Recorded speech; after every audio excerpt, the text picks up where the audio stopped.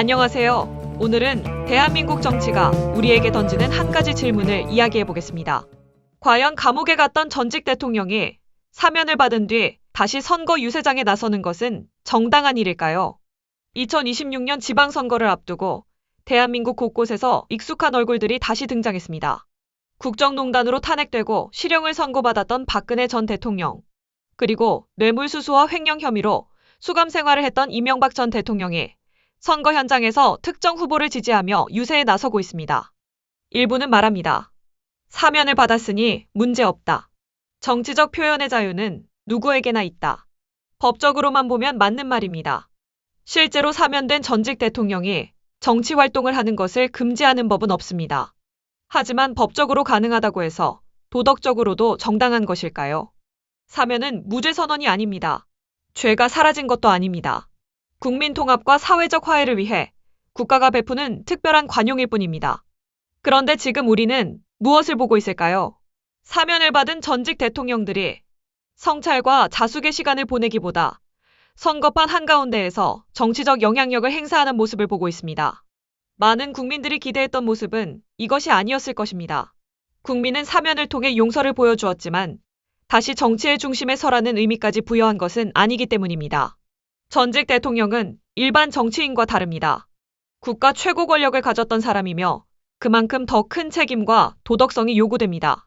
특히 탄핵이나 중대한 범죄로 유죄 판결을 받은 경우라면 더욱 그렇습니다. 대통령이 감옥에 간다는 것은 단순한 개인의 실수가 아니라 국민의 신뢰를 무너뜨렸다는 의미이기도 합니다. 그래서 많은 국민들이 최소한의 자숙을 요구하는 것입니다. 더 큰 문제는 이런 행보가 대한민국 정치를 미래가 아닌 과거로 끌고 간다는 점입니다. 지금 우리에게 필요한 것은 경제, 저출산, 청년 일자리, 인공지능, 국가 경쟁력 같은 미래 의제들입니다.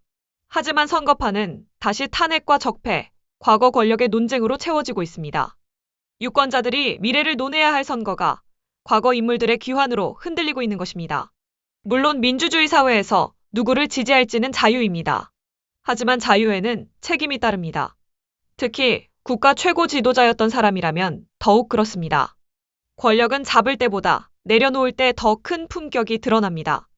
역사에 남는 지도자들은 대부분 권력을 더 원했던 사람들이 아니라 물러날 때를 알았던 사람들이었습니다. 국민은 사면을 통해 관용을 보여주었습니다. 이제 필요한 것은 정치적 복귀가 아니라 역사에 대한 성찰입니다. 필요한 것은 선거 유세가 아니라 겸손과 책임 있는 자세입니다. 사면은 새로운 기회일 수는 있지만 과거 권력의 부활을 의미하는 것은 아닙니다. 과연 감옥에 갔던 전직 대통령들이 사면 이후 선거 유세에 나서는 모습, 여러분은 어떻게 생각하십니까? 민주주의의 자연스러운 모습일까요? 아니면 사면의 의미를 왜곡하는 행동일까요? 여러분의 생각을 댓글로 남겨주시기 바랍니다. 구독과 좋아요는 더 깊이 있는 정치 분석 콘텐츠를 만드는데 큰 힘이 됩니다. 시청해주셔서 감사합니다.